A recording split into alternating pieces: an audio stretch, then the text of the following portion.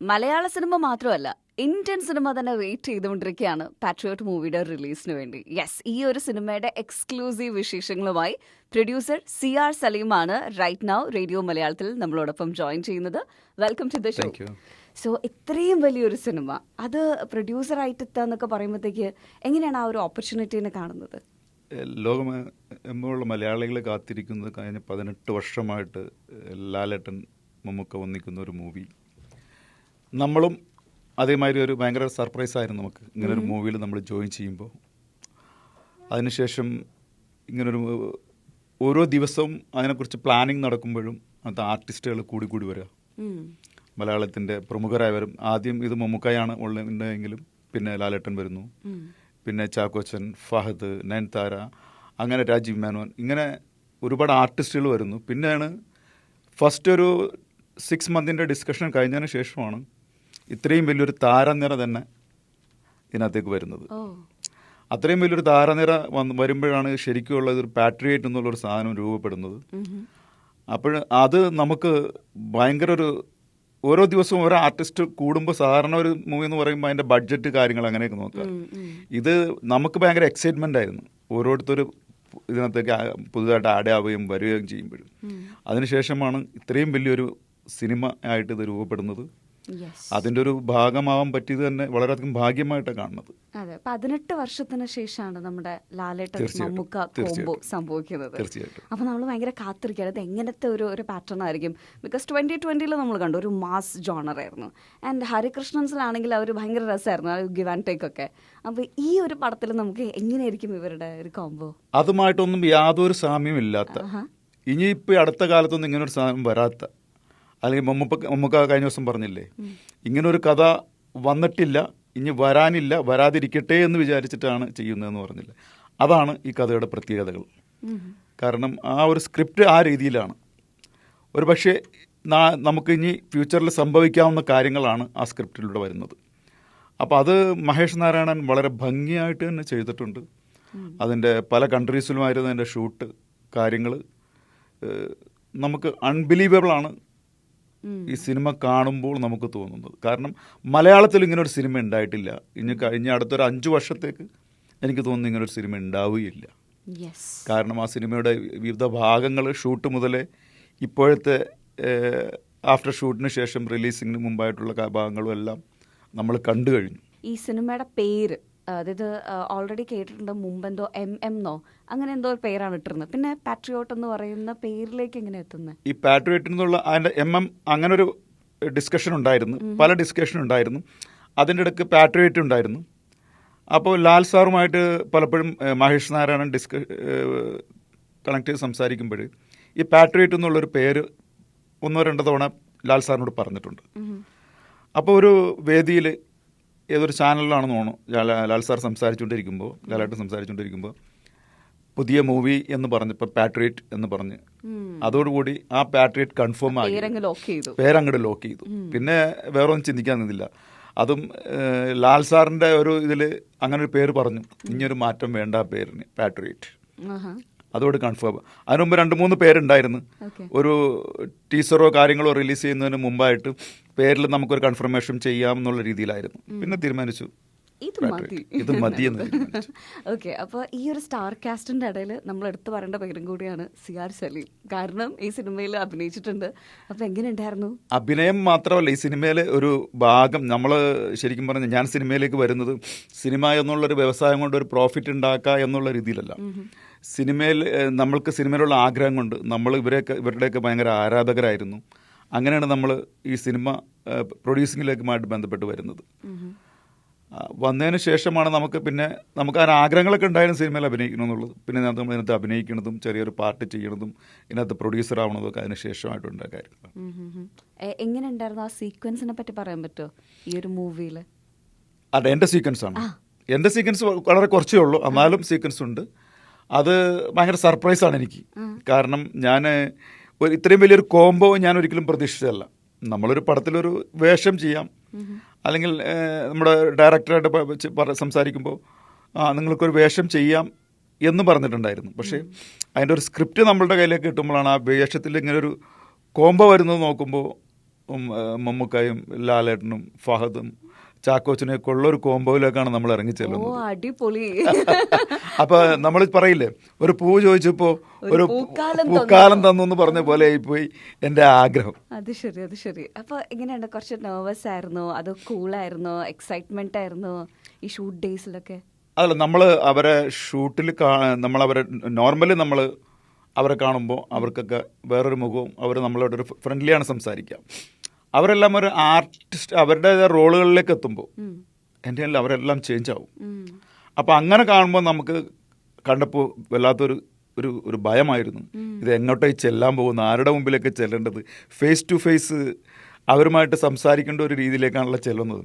ലാലേട്ടനൊക്കെ ആ ഫുൾ കോസ്റ്റ്യൂമിൽ ഇങ്ങനെ നിൽക്കണ കണ്ടാൽ എന്തോ ഒരു വല്ലാത്തൊരു സംഭവമാണ്. എന്താ പറയില്ലേ, ഭയങ്കര തലയടിപ്പെന്നൊക്കെ പറയുന്ന പോലെ ഇങ്ങനെ കാണുമ്പോൾ ആ കോസ്റ്റ്യൂമിൽ കാണുമ്പോൾ നമ്മളും ഫ്രണ്ട്ലി ഫേസ് ടു ഫേസ് ചെല്ലുമ്പോൾ തൊട്ടിപ്പുറത്ത് മമ്മൂക്ക നിൽക്കുന്നു, ചേർന്ന് തന്നെ ചാക്കോച്ചൻ നിൽക്കുന്നു. എന്താ പറയുക, ആദ്യം കിളി പോയെന്നൊക്കെ പറയുന്ന പോലെ ആയിരുന്നു. ഓക്കെ, അപ്പം എന്താണെങ്കിലും നമ്മളും വെയിറ്റ് ചെയ്തിരിക്കുകയാണ്. അപ്പോൾ ഈ പാട്രിയോട്ട് മൂവി തിയേറ്റേഴ്സിൽ വരുമ്പം ആ ഒരു സീൻ കാണാൻ വേണ്ടി നമ്മൾ ഇപ്പം തന്നെ വെയിറ്റ് ചെയ്തിരിക്കുന്നു. ഇവിടെ നമുക്ക് കുറേ ഫാൻ ഷോസ് ആണെങ്കിലും ഈവൻ റേഡിയോയുടെ തന്നെ എക്സ്ക്ലൂസീവ് ഷോസും കാര്യങ്ങളൊക്കെ നമ്മൾ കണ്ടക്ട് ചെയ്യുന്നുണ്ട്. അപ്പം ഈ ഒരു റിലീസിൻ്റെ അടുക്കുന്ന സമയത്ത് എന്തെങ്കിലും ഒരു ടെൻഷൻ അല്ലെങ്കിൽ ഒരു എക്സൈറ്റ്മെൻ്റ് ഒക്കെ?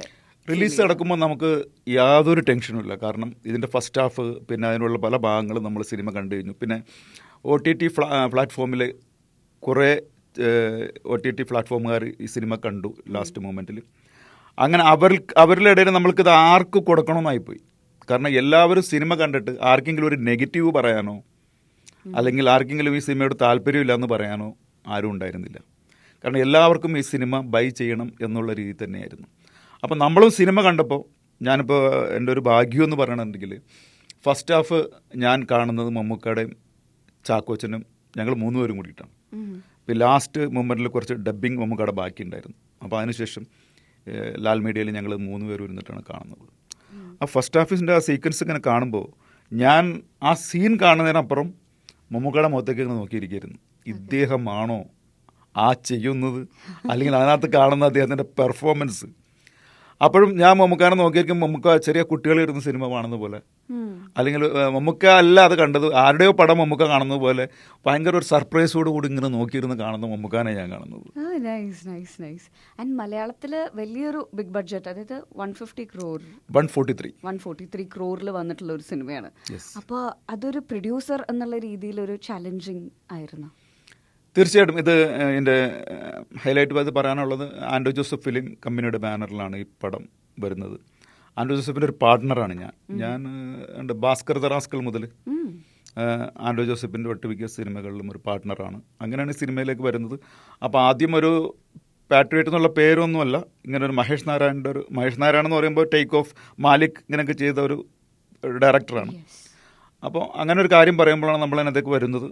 അതിനുശേഷമാണ് നേരത്തെ ഞാൻ പറഞ്ഞില്ലേ, ഇതിനകത്ത് ആർട്ടിസ്റ്റ് വരുന്നു, കൂടുന്നു, പിന്നെ നമുക്ക് വിശ്വസിക്കാൻ പറ്റാത്ത രീതിയിലുള്ള കാര്യങ്ങൾ സിനിമയായിട്ട് മാറുകയാണത്.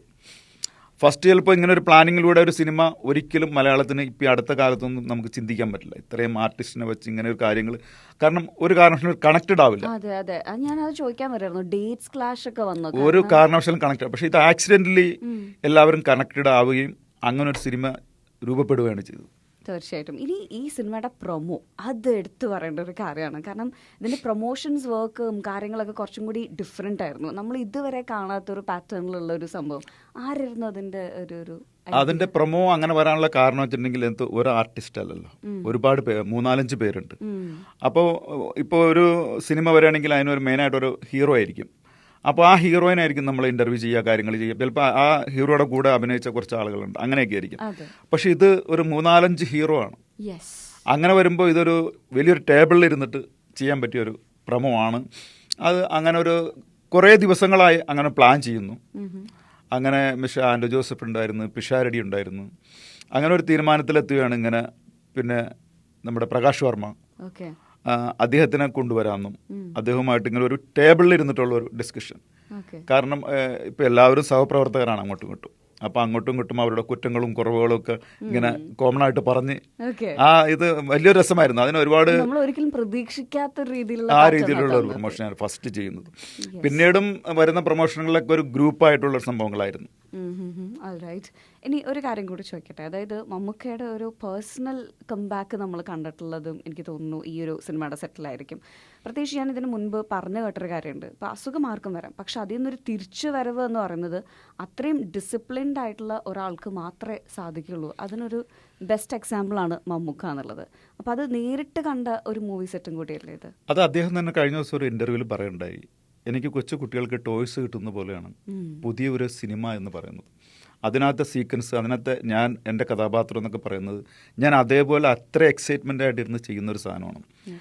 മമ്മൂക്ക ഇടയ്ക്ക് വെച്ച് ബ്രേക്ക് ആയതിനു ശേഷം ഞങ്ങൾ പ്രൊഡ്യൂസർമാർ ആൻഡോ ഒക്കെ ആയിട്ട് ഡിസ്കഷൻ ചെയ്യുമ്പോൾ ആൻഡോ പലപ്പോഴും മമ്മൂക്കയുടെ വീട്ടിൽ പോയും ചെന്നൈയിൽ പോയും കാണുകയും അവിടെ നിന്ന് വീഡിയോ കോളൊക്കെ ചെയ്യുകയും കാണുകയൊക്കെ ചെയ്യും.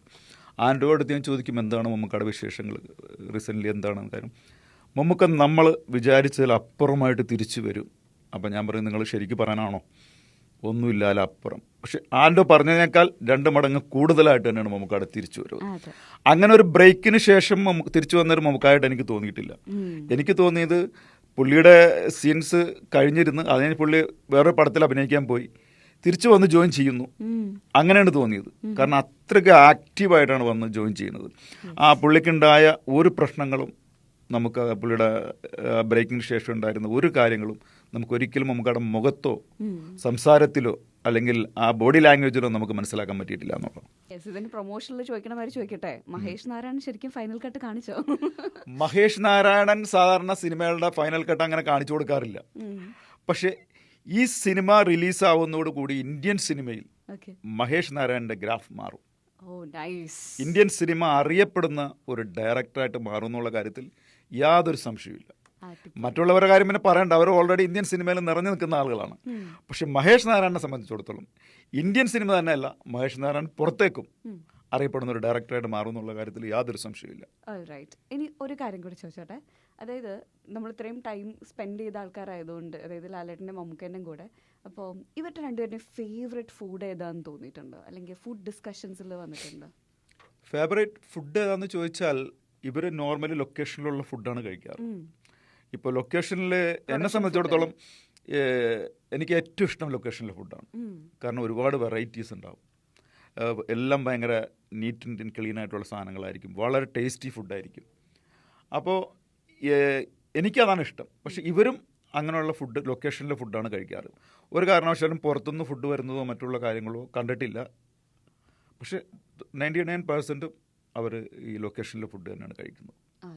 റൈറ്റ്. അപ്പോൾ എന്താണെങ്കിലും പാട്രിയോട്ട് മൂവിക്ക് എല്ലാവിധ ആശംസകളും. ഒരു വലിയ സക്സസ് ആയിട്ട് മാറട്ടെ.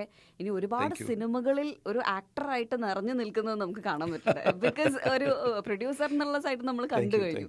ഇനി ഫ്യൂച്ചറിൽ കുറേ അധികം പടങ്ങൾ വരട്ടെ എന്നുള്ളത് തന്നെയാണ് വിഷയം. നമ്മളുടെ ഇപ്പോൾ ഈ ഒരു പടം കഴിഞ്ഞാൽ നമ്മളുടെ അടുത്ത പടം വരുന്നത് മട്ടാഞ്ചേരി മാഫിയാണ്.